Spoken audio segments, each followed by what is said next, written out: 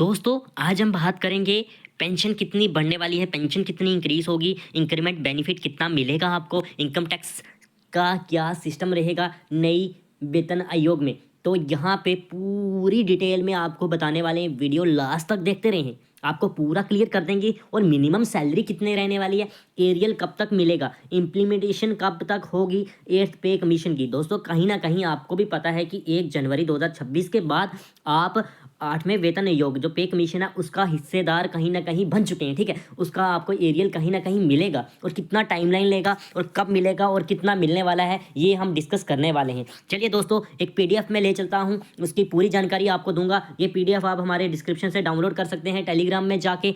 ठीक है दोस्तों, आपको पता है 1 जनवरी 2026 जो है वो मार्किंग टाइम था 7th पे कमीशन की डेडलाइन का, यानी कि वो ख़त्म हो चुकी है 7th पे कमीशन। जो उसकी डेडलाइन थी वो 1 जनवरी 2026 थी।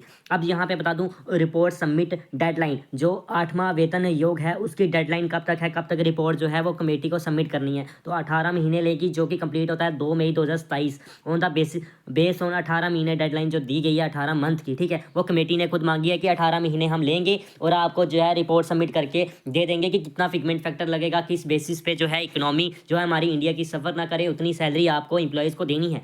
ठीक है, एक्चुअल रोल आउट जो था वो बता दूं, एक्सपेक्टेड जो है वो बताया जा रहा है कि 2027 एंडिंग तक जो है वो हमारी बढ़ी हुई सैलरी हमारे खाते में आना शुरू हो जाएगी, या फिर स्टार्टिंग 2028 में। इतना डिले आप मान के चल सकते हैं, क्योंकि यहाँ पे मई 2027 जो है वो कमेटी रिपोर्ट सबमिट करेगी। उसके बाद जो है गवर्नमेंट्स ने अप्रूवल देना है, कैबिनेट ने अप्रूवल देना है, इसको मान के चलिए 2 या 3 मंथ ले लेता है। ठीक है, उसके बाद जो है वो जैसे हमने बोला है कि लेट 2027 में इंप्लीमेंट हो सकता है, और या फिर स्टार्टिंग 2028 से इंप्लीमेंट हो तो 2 साल का आपको एरियल मिल जाएगा। नहीं तो जिस डेट पे आपको मिलना है 2027, अगर आपको सिंपल सी बात बताएं जुलाई से मिलता है तो पिछले 1 डेढ़ साल की जो है एरियल आपको जितनी आपकी बेसिक मतलब जितनी आपकी इंक्रीज हुई होगी उतना आपको सैलरी मिल जाएगी। ठीक है, एरियल के रूप में। अब एरियल जो है डिपेंड करता है कि आपको 1.5 साल का मिलता है, 2 साल का, जितना भी कवरिंग गैप लेती है गवर्नमेंट इम्प्लीमेशन करने के लिए, एक्चुअल इम्प्लीमेशन डेट। ठीक है, वो उतना ही एरियल आपको मिल जाएगा, उसकी टेंशन नहीं कीजिए, क्योंकि आप कहीं ना कहीं हिस्सेदार बन चुके हैं। अगर गवर्नमेंट एरियल देती है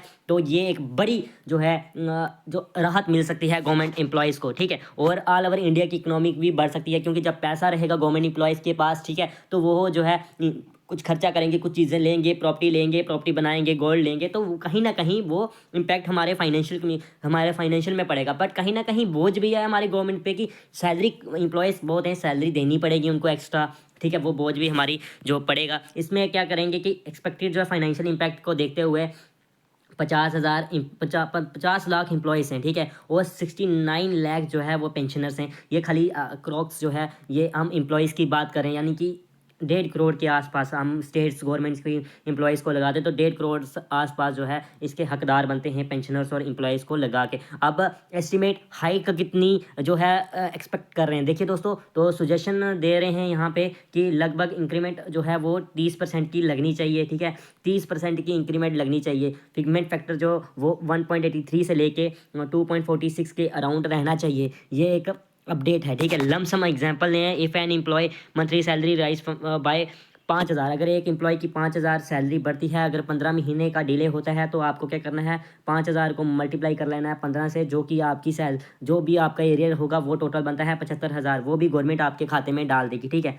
लमसम एग्जाम्पल दे रहे हैं हम। ठीक है, इसमें जो फिगमेंट फैक्टर इम्पैक्ट पड़ता है जो टोटली जो है ऑल ओवर करोड़ का कितने गवर्नमेंट पे बोझ बनेगा, एस्टिमेट बनाया जा रहा है कि अगर पहला फिगमेंट फैक्टर 8.83 लेते हैं तो 2.40 लाख करोड़ का जो है सैलरी में जो फाइनल इम्पैक्ट पड़ेगा गवर्नमेंट पे, और 3.20 लाख का जो है अगर 2+ रखते हैं फिगमेंट फैक्टर तो उसमें रहेगा। ठीक है, अब टैक्सेशन जो है 30% बैरक में जो भी काफ़ी इंप्लॉयज़ आ जाएंगे, 30% इम्पैक्ट टैक्स बैरक में। तो ये भी एक बड़ी अपडेट है। डेरेन लॉन्स जो है वो जैसे ही एट्थ कमीशन स्टार्ट होगा तो 4% जो है लीफ मिल जाएगा डेरेंस लॉन्स का, जो कि 1 जनवरी 2026 से आएगा, ये तो कन्फर्म है। ठीक है, तो लगभग एक बड़ी जो है यहाँ पे अपडेट आपको देंगे, और अब ये जो पूरा पीडीएफ आपको मिल जाएगा कहाँ पे, हमारे टेलीग्राम पे।